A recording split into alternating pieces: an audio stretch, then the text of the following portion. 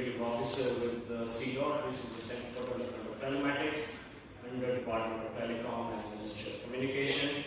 And you have heard from T.V. Sir, the creator of India Stack, is right sitting here, so let's hear from Upadhyay sir. Please, sir.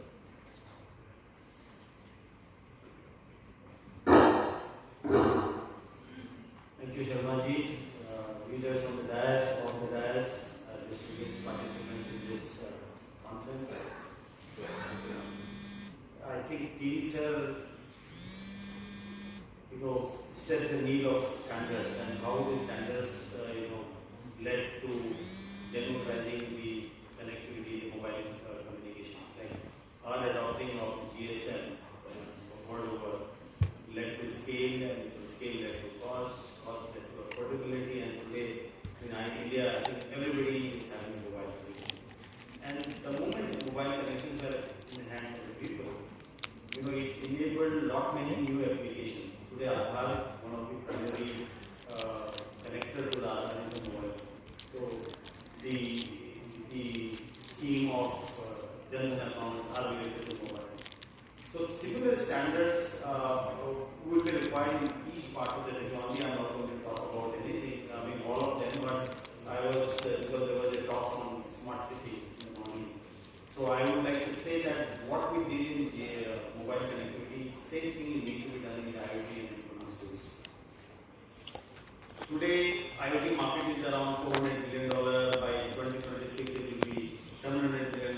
By 2030, it will be something like $1,500, $1,600 billion. And therefore, IoT is yet to explode, and it will explode in a great way. A lot of standardization effort is happening. For example, SESEI and 1M2M have standardized how the IoT network should come up. 1M2M standard, which is a global standard similar to the GPP for IoT, has been standardized in our country. Also, it is a national standard. But what has happened, unfortunately, even though it has been declared national standard, most of the implementation in our country are not happening as per the standard.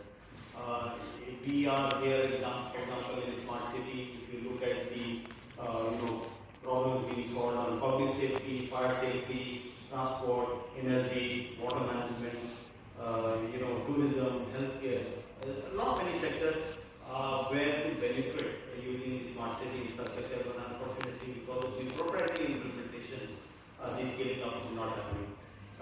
What it means, because if you don't follow the standard system, there are entry barriers for newcomers, their cost will go up, the vendor locking will happen, and therefore, I think we all need to work towards implementation of a standard-based IoT network system. I think we are closely working with the MoHUA ministry, and they have also issued the guideline. And now I think at least the ministry has written to the state government, at least the projects which are funded by the center should have should be based on 1M2M standard, which is the national standard. We have been working very closely with 1M2M. Just to give the numbers, we are CDOT's 450 contribution were agreed and implemented into 1M2M standards. This government has also done a lot to promote M2M ecosystem in the country. For example, government came up with M2M provider registration, which is a very light touch licensing regime. You just register, and by paying 5,000 rupees, you become the licensed service provider. And now the tenders will come in a way that only licensed service providers will be able to bid the tenders. TC is working simultaneously. It has come out with the document. DOT has also issued the advisory for security, because security is going to be one of the most important aspects of the IT network.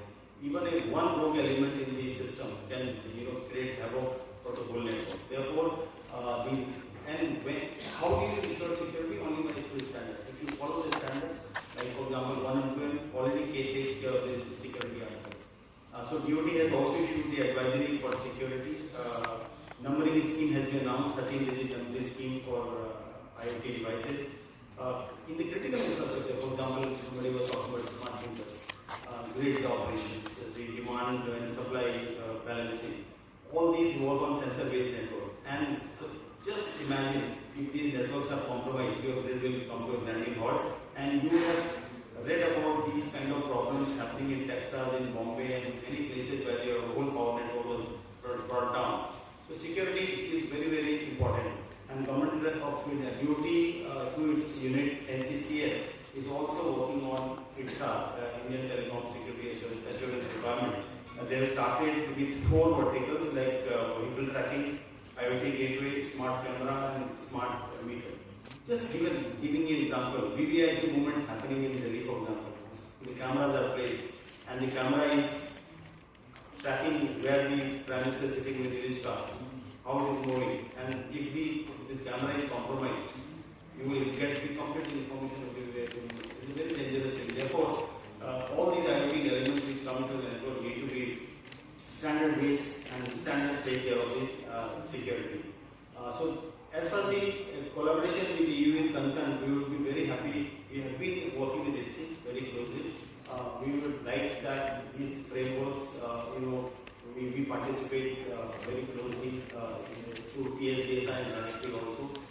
We would like to be part of this framework development, technology development, and proliferation of this IT and employment ecosystem in our country. The second topic I would like to touch upon is the cyber security. You know how cyber security has been very, very important.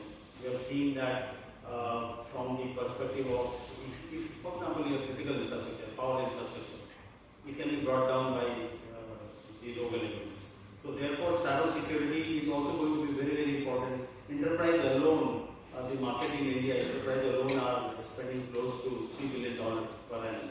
And in spite of that, a lot of attacks are happening. Ransomware attacks, malware attack. Darknet is another big problem for all of us. I mean, we have not done much of research on darknet. So and we have also seen these fraudsters are using nowadays AI and generative AI techniques to not get detected through the algorithm what have been developed. CDOT has been working very closely in the cybersecurity domain. Today, we monitor all the gateways, internet gateways of the country. And just to give you a number, I think it's a mind-boggling number. You will be surprised to hear. In 15 minutes, we get 20 million malicious events. 20 million malicious events in just 15 minutes. You can see the size of the threat what we all are having. So we have developed this system, but this is only a system which can tell you there are the malicious event, but it's not a mitigation platform. And we were told by the government to come with a mitigation platform also. So we have come up with a mitigation platform called Netra, which not only uses this threat intelligence and provides a mitigation system for the country.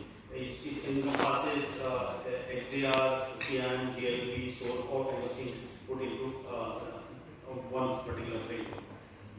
We would be very happy to work with you in terms of sharing threat intelligence, sharing trusted sources, sharing, I would also like to partner with, we would also like to partner with EU. For example, our system is able to tell that attacks coming from EU countries. And many times these attacks are not necessarily from EU countries, because we have seen a lot of compromised machines which are sitting in some of the EU countries, and from their attacks are generated. They don't trouble that machine, but that machine attacks various other countries. So we would be very happy to share this intelligence with EU. Even country-wise, we can share this analysis, wherein we can pinpoint that the machines in that particular country which is contributing to this. The other thing we would like to work with EU is in the standard for FRMCS, that is the future rail mobile communication system. The standard is being framed. We would like to be part of this task force. And the other wonderful thing which EU is doing about next generation services interface link data. What typically it does today, all the smart city implementation, if you want to enter, you can't enter. If you want to get the data, you don't get the data.